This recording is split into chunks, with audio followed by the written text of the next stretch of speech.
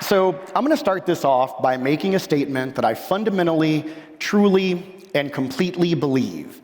And it is that all of you have accepted something that is wrong about yourselves and your program. Now, if I had you with the Melodeath, I just lost you, and that's okay, because I'm going to explain to you exactly what I mean on my next slide, which is this. Cybersecurity is not a cost center, period. We've accepted it, we've internalized it, we believe it. I talk to security leaders every day that think it's true, but it's not. Cybersecurity generates revenue. And I don't mean something like the SSO tax. I don't mean going out and productizing your own products and services. I don't mean that. I don't mean selling security as a value add. I mean that cybersecurity unlocks revenue for you as an organization. It doesn't matter if you're B2B, it doesn't matter if you're B2C, it doesn't even matter if you're government and delivering public sector services for citizens or constituents. Cybersecurity generates revenue. And the biggest problem for CISOs is that they lose budget battles they should win because they lose sight of that fact. So what I'm going to do over the next 28 minutes or so is walk you through a methodology that is tried, tested, and true, and used dozens of times just this year, originally published a few years ago, recently updated with our learning since we first came out with it, to ensure that you no longer lose those budget battles. And I know you can do it because you're all smart. You picked the boardroom session.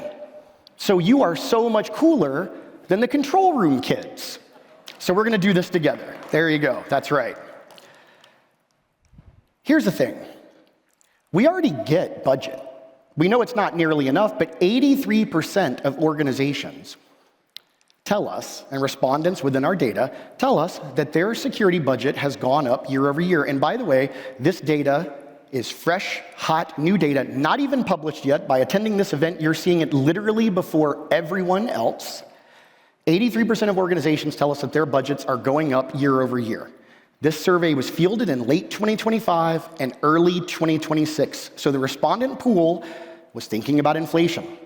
They were thinking about AI-related job cuts or AI washing-related job cuts, depending on what your perspective is. So we've captured the most recent information we can. But look at some of the challenges we see there as well. In spite of those budgets going up, 67% of the respondents on a global basis, almost 3,000 individuals as a respondent and company, they experienced at least one breach. And the average, the median cost of those breaches on an annual basis was $1.5 million. And that's how you know the data is real, because all of you have dealt with this, right? We all hear about the mega breach story that's hundreds of millions of dollars, but that's not the breach that we deal with on a day-to-day basis, right? We deal with the banality of breaches, the ones that cost 200 grand to mitigate, or 300, or maybe interrupt a business process that cost us money or revenue. That's what we deal with. So even though our budgets go up, we still have a problem. We're still getting breached. We still know those breaches cost money. And we know that the budget we get is never enough. We're never getting as much as we can. And that's what I want to help you do. I want to help you achieve getting everything that you need. The structural obstacle that's in your way is really a perception gap that costs you in every single budget cycle. On the left, what the board, what the CFOs, what the line of business, what heads of line of businesses hear is they hear about a line item, headcount they can't directly attribute to revenue, compliance work that feels like overhead, tools they can't evaluate the way it has an impact on the overall organization. And of course, we all fall into the trap that we talk about security and risk in a language that we speak fluently, that the board doesn't. Now, I had a great call about 7 months ago with a CIO, and she told me, I used to be technical. I used to know how to code. I used to know how to write SQL queries. She said, now, if it's not in a circle or a triangle, I don't understand it. I've been an executive that long, which was one of the funniest things in the world to hear her say. Because her point was, I have a CISO that I trust, that I have worked with in this organization for a very long time. They have not yet mastered how to communicate with people at my level, and I'm trying to help them, but they're getting there slower than they need to. Think about that. Slower than they need to. It's got to be faster. Well, here's what you know. You know that customers send you over long, repetitive, often problematic third-party risk questionnaires that want to know about the intricate details of your security program. You know that cyber insurers will not write policy attestations without controls. You know that regulators can bar you from operating in verticals or regions if you don't have what you need, and partners will audit those requirements before they buy. So this is what you're going to use to tell the story. Now, there's some other numbers that it helps for the board to know, that it helps for others to know. I told you that 67% of organizations said they experienced at least one breach. Well, the actual number is 2.76 breaches per year by the respondents in our most recent survey. Again, global survey, over 2,900 respondents for that. The mean cost of all those breaches on an annual basis was just under $3 million, $2.86 million. 30% of those breaches resulted in the theft of data, right? Remember, a breach can just be access to data. It doesn't mean exfiltration. We know that. We've dealt with them. We played the simulation game yesterday. I also didn't like our CEO.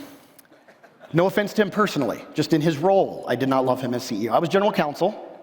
I felt like I should have had more authority. So I guess I role-played it right. Either way, it doesn't so much matter. 33% of organizations said that their breach interrupted a business process. A business process. Now, that business process could be contracting. It could be customer support. It could be something else. 27% said that it interrupted an industrial process, making something, the physical aspect of those things. 51% of breached firms reported that they spent more money on protection technologies after getting a breach. There's one of the dirty secrets, by the way. I'm not telling you to get breached. I'm just saying if you have a budget problem, sometimes it helps. Now, I'm going to give you a way to make a business case without that pesky part of getting breached first, so that way you don't have to resort to that. And something that Julian said I really liked. He had the Jensen quote about going back to first principles. And there's this thing that you'll hear if you listen to enough founder podcast or CEO podcast that supposedly attributed to Jeff Bezos of Amazon that said you should only, if you make beer, the only things you should do are things that make the beer better. Now, at the time, he ran a company that sold a whole lot of compute, so it's not too surprising he doesn't want beer companies making their own compute. But let's ignore that part for a moment, because he did have a great point there, right? Do the things that make the beer better. You shouldn't be doing all of that other stuff. Well, okay, your customers may not be sending you a third-party risk management questionnaire about beer, but they are about other things. And that's why my premise is that cybersecurity is a core competency. It makes the beer better. If a third of firms told us that a breach interrupted an industrial process, well, that stops the beer from being brewed, stops it from being bottled, stops it from being shipped out. So you better believe I'm important to the beer process, or whatever it is that you do, whether it's allowing a citizen to pay a water bill, because you're a utility or a government, whether it's B2C, where you're actually selling directly to consumers, you have suppliers. So here are the three externalities that influence how you spend money. And I'm going to walk you through how to use each one of these to get that budget that you want. The first is we know customers demand cybersecurity. Think about all those painful third-party risk management questionnaires that you fill out. There's an opportunity in each one of those. Of course, we know that cyber insurers require it, and they require attestations, and questions, and answers, and proof. And of course, there's the one that we've used forever, which is the regulatory boogeyman. The monster in the closet that we've always resorted to, which is that, but they said we have to do it, y'all.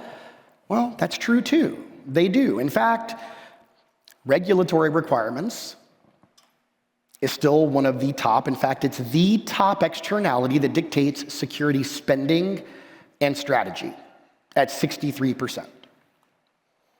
So that's number one. Now, I was writing research about this last year, so I was able to contribute to one of our Pulse surveys, put it out in front of about 150 different business leaders, technology leaders, and decision makers. And I was able to add a few questions. So I added these questions. What influences your security spending strategy and roadmap? Number one, regulators. Great. Confirmed that. Here's number two. 58%, just 5% under. Customer requirements. Dictated security strategy, spending, and plans. Turns out you did not decide to implement all that stuff because you were bored. Shocking. I know, for the CFO. He just thought you wanted to spend some money. You did it because customers were asking about it. Maybe a great big customer said you have to have it. I'll give you an example of this. I was on a call with a CISO, longtime client of Forrester, worked with him 4 years, love him. Great guy, experienced CISO, terrific person, fantastic, widely known in the industry. And he was getting budget pressure from his board. I read his company's 10K. And you know how in a normal 10K it says something like the 80-20 rule? 20% of our customers are responsible for 80% of our revenue. If we were to lose those customers, it would represent a material risk. You got to disclose that stuff, right? It's not what his 10K says. It doesn't say that. This CISO's 10K mentions a company specifically. One company.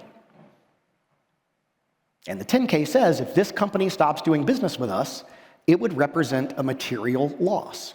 Now, I can't give too many hints about who it is. If I told you the amount of revenue, it'd be relatively easy for you to find, so I got to stop there. Confidentiality, right? But one company. Now, I happen to know this company very well. I have friends who work there.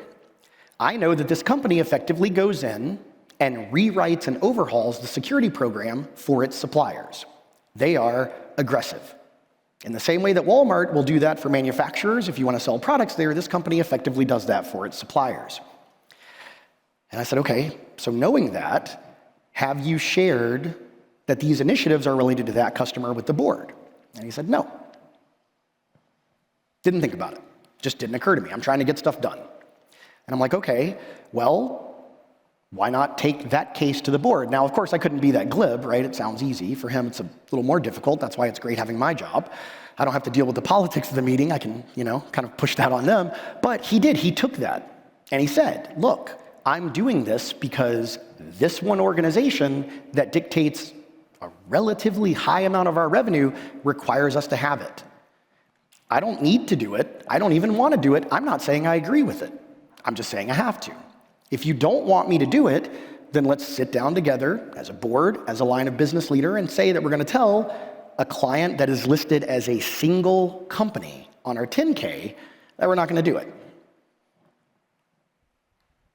He got budget. That wasn't an issue anymore because the customer required it. Same number, 58%, cite cyber insurance as a top driver of security spending. So you've got 3 externalities there. One that we've always had, 2 that are somewhat new, or at least somewhat better quantified.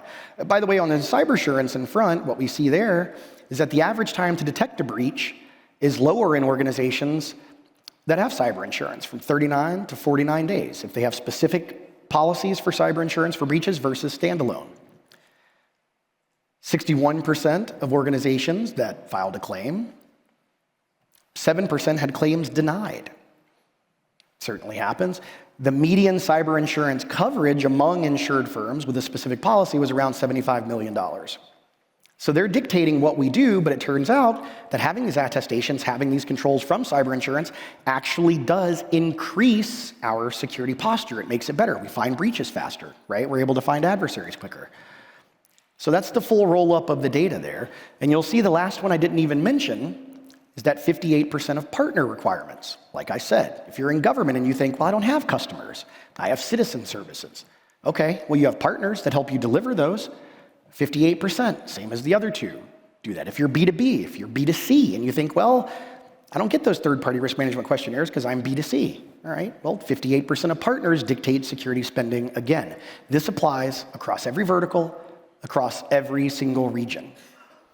All right, so I proved it. Now, let's do what you all came here for, what I know you're excited about. You've heard about astronauts. You've seen a 5-layer cake. And now, for the highlight of the event, we're going to do math together. Because we are going to go through 4 steps that allow you to turn the cybersecurity spending and requirements into revenue calculation. And it's a very straightforward process. It is not nearly as difficult as it might sound at first. Number 1, you're going to identify the questions that you get in those third-party risk management questionnaires. What control categories do they come from? Where are they? You're going to quantify those. I'll walk you through exactly how to do that. You're going to link those controls to customers, to verticals, to regions, to technologies and controls that satisfy them. And then finally, you're going to total it up, and you're going to have a number. Now, to break it down a little bit more individually, step 1 and 2, together, the inventory and quantify, this is where you're looking at every single third-party risk management questionnaire, maybe over the last 24 months. Hey, by the way, AI, pretty good at this, just saying. You can use Copilot, you can use Claude, you can use Gemini. I'd probably use Claude if I had a choice, just saying. You figure out where those map to. You take the same thing for cyber insurance, and you take the same thing for the regulatory environment that you're in. You look at the subsidiary scope and inherited controls, whatever it needs to be. You might have a spreadsheet that has every externality, every row is a control, every column links to revenue. We actually have a tool for this I've created and built. It's available from Forrester. Step 3 and 4, you're looking at things like your cost per control. You're looking at your cost per customer, your cost per revenue, maybe your return on policy coverage, your cost per regulation. Here's the thing about something like that. Every single time your company decides to enter a market, to expand internationally, someone has a spreadsheet that does this.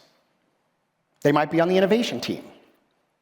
They might be a dedicated role in something called FP&A, financial planning and analysis, the career you all could have had, but you chose cyber instead. Gosh, what a terrible choice. But there's someone that does this for every single organization. You've probably got one dedicated to you in the technology team that helps you forecast things like headcount. Your company makes this calculation. If we're going to expand into India, India has regulations we have to satisfy. Here's our cost to satisfy those. Are we going to make more money by expanding than we lose by satisfying these? That's exactly how it works. All right, so here's a worked example. Let's take something like, I don't know, privileged identity management. P.S. I don't cover identity. I literally know nothing about it. I have single sign-on. Sometimes my phone asks me to type a number. I type it, and I have access to things. That's it. So don't ask any questions about that. However, let's take privileged identity management. And let's say, for the sake of argument, that the cost for a privileged identity solution is around $250,000 on an annual basis. That's all in years, out years, support, maintenance, whatever it is. Let's just say that's the number, right? Okay. You've got 330 customers that ask you for it. And that makes it about $757.58 per customer. Okay, that's cool to know. Around $800 per customer, great. Now, that might actually be an element of forecasting, but the number of customers may not dictate your actual headcount or the amount of the tool that you need. So instead, let's take it a step further and let's say, well, how much money do we make from those 330 customers that demand that we have that control, that have asked us if we have it, that make us prove it, and let's look at the amount of revenue for those customers. Well, it turns out it's $24 million. Okay? You spent $250,000 to make $24 million. That's 1 cent on the dollar. 1 cent. And if you didn't have that control, maybe that customer doesn't buy from you. Maybe they buy from someone else. Maybe they negotiate a rider into the contract or an addendum in the terms and conditions that you have to have that control within 6 months to earn their business. 1 penny on the dollar. Cybersecurity generates revenue. This is how. Because we helped the company get that $24 million. Now, is this a perfect example where it just so happens that it cost $250,000 and it made $24 million and that equals 1 cent? Yes, I said we were going to do math. I didn't say we were going to do hard math, y'all. Okay? That's not what this session's for. Now, I did do this math for real. I didn't use GenAI, so it's right. We actually used a spreadsheet. So we don't have to worry about how many R's are in strawberry or anything. It got it, don't worry. But this is an example of how to use this methodology to get you what you want, because you're not a cost center. You didn't implement PIM because you were bored. You did it because it's right, because it's probably required by regulators, because your cyber insurer asked about it, and because those customers that you wanted to sell something asked you about it.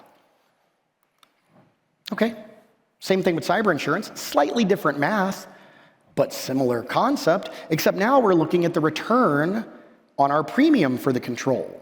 We spent $250,000. Our policy is $5 million. That's a 20x return on the policy. Okay. That's a number a CFO can understand. We have $5 million in protection available, and we spent $250,000. That's a 20x coverage umbrella for us in the event of a breach. That's a good number. That's a great number to baseline and compare policies against, right? Then you've got regulatory example, same thing. Let's look at privileged identity management. Same control the whole time. We've used it, same numbers. Well, in this case, you operate in an environment where 7 different regulations require you to have privileged identity management. The cost per regulatory control is $35,000. That's a big number. But those regulations apply, again, maybe those same 330 customers, to $24 million in revenue. 1 cent on the dollar. 1 cent. That is your cost per revenue. That's how the math checks out. This is a cost of doing business. You don't get to sell things in the world we're in today without cybersecurity. It's a core competency. It's how you make the beer. So we've got to take this and use it to reframe spending. We are not a discrete item under an operating budget purely as a cost center. That's the way we used to think. That's not what we are now. Security sits inside of cost of goods sold or maybe cost of sale. We are part of our revenue generation. Spending becomes a function of revenue, not a fight with finance. Hey, you want to give me less budget? You want to allow me to buy fewer controls? Great. Let's get our chief revenue officer in here, and let's ask them if they're comfortable with the roughly 15 opportunities in the pipeline that have asked us about our controls, if they're comfortable with us answering that we're not going to have that. If they're willing to lower the forecasted amount of the likelihood of that deal closing because we don't have the right controls in place. Let's ask. Again, I get to say that from the stage because I don't have to worry about the politics. You do. So you probably want to frame it better than that. But that's my point is, why are you fighting this battle alone? Make this a battle between revenue and finance, not security. We're just there enabling them. We're trying to help them accomplish their mission. We're trying to help the company grow.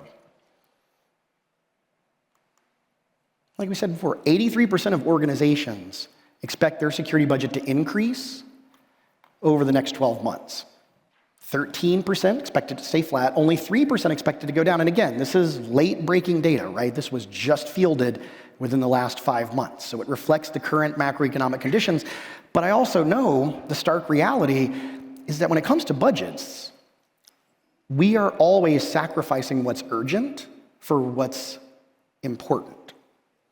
We always have to make that trade-off. We have our budget, and then suddenly the team comes to us and says, oh, well, we launched 5 AI-enabled chatbots. Now I need AI runtime security.